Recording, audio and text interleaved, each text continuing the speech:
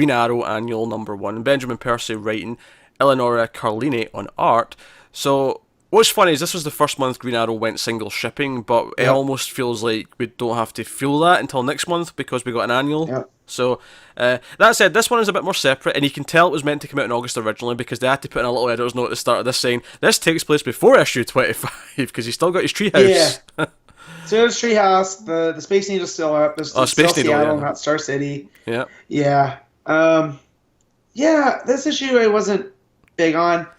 Just it felt kind of messy. It was a bit And messy. I liked the back half a lot more than the first half. yeah. I think my big so basically the plot of this is that Count Vertigo is kind of like making everyone see hallucinations. Everyone but Black Canary because she wasn't there, or no, not because she's not there. It's because No. because of her ears. She's not affected because her ears are like built to withstand the sound of her screams.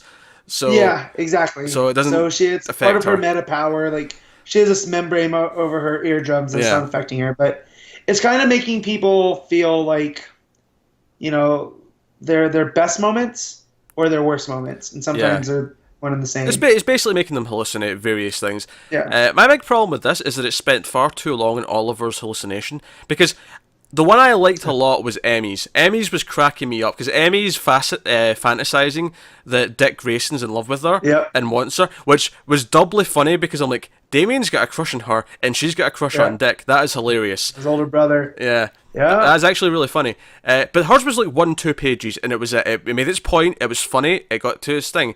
Oliver's went on for pages and pages, and it was like all this various stuff going on. There was flashbacks to when he was a kid, and I was like, okay, this is too long. It was hard to make sense of it. And then I got to Emmy's and she fights her mom and at the end of it and it made sense from where we've gone with the character. And with Ollie, it just was just like, well, I feel like it was setting up because again, this was supposed to come out in August. I feel this was supposed to be setting up Moira before we got her Yeah, at the end of the last because there was also that scene with Merlin, like you get to the flashback of him being a kid and I couldn't tell if that was a hallucination or an actual memory. yeah, And then yeah. Merlin's sneaking out the back window because Moira was having an yeah, affair.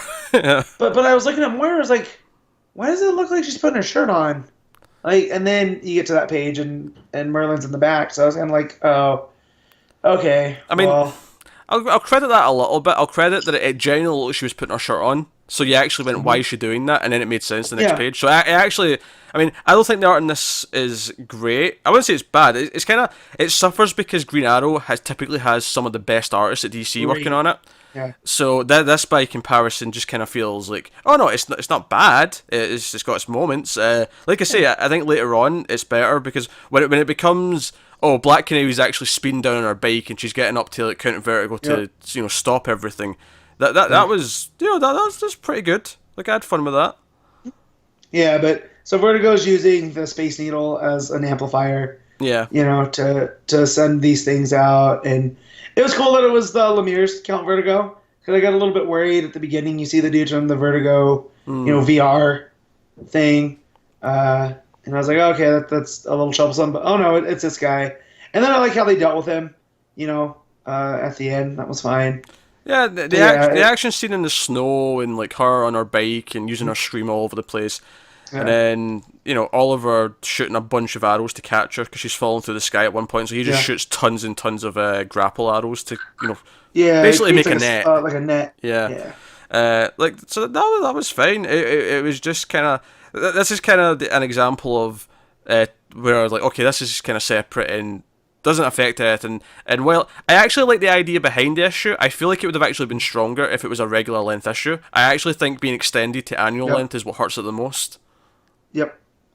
Well, because then you feel like you have to get Roy's thing, and I felt like that slowed it down. Like I Yeah, didn't think we needed that his. was like another 5 or 6 pages of him. Oh yeah, he used to have alcohol problems. Remember this? Yeah, Without it really feeling like it was accomplishing much.